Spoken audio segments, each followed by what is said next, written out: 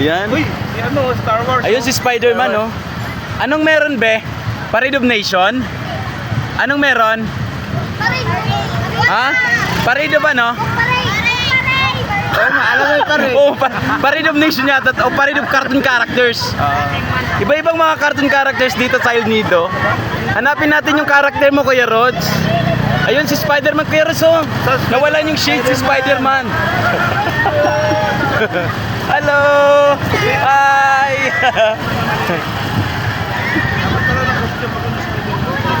Ang daming mga bata ngayon dito sa El Nido.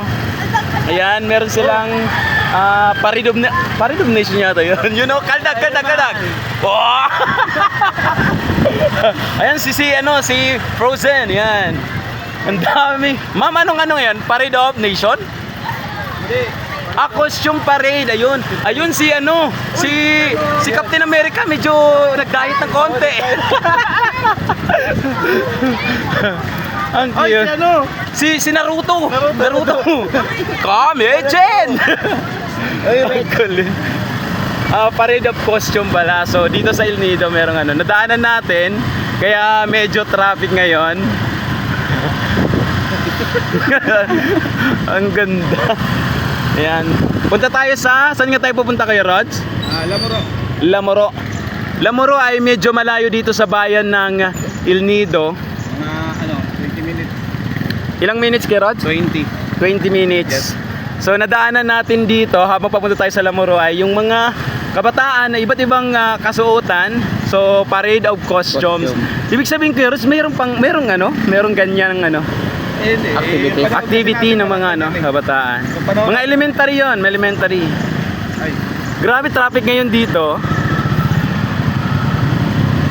Dito tayo sa bayan to ng mismo bayan ng El Nido. Sa mga tataka, ito po yung bayan ng El Nido. Kasi taas lang tayo bahagi. Pero mas ma-appreciate mo talaga pag nasa mga destinations ka ng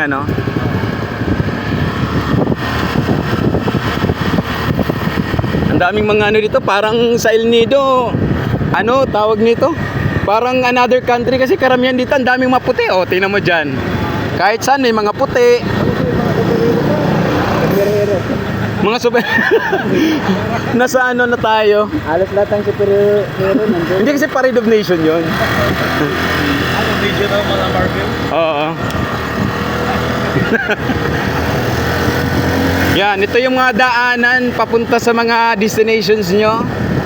Sa mga iba pang barangay ng El Nido. Itong kaya Rods, anong barangay ito?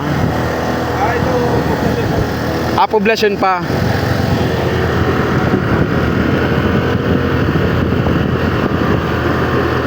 Nakaraan pumunta kami sa Dewell Valley, sa New Ibahay, yung dating pangalan niya, kung saan nag-shoot kami doon para sa Ili Cave. Dito din naman di ba kayo, Rods?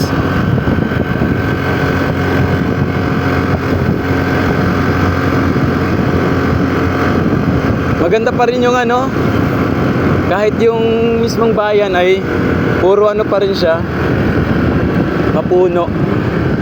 Pero mismo doon sa pinakabayan sa baba, may siksikan talaga. Doon yung mga party place. Sa Korong-Korong naman, hindi masyadong talagang siksikan. Pero ang kagandahan doon sa Korong-Korong, mga beaches, mga villas. At doon din yung magandang sunset viewing. Magpa-sunbathing doon.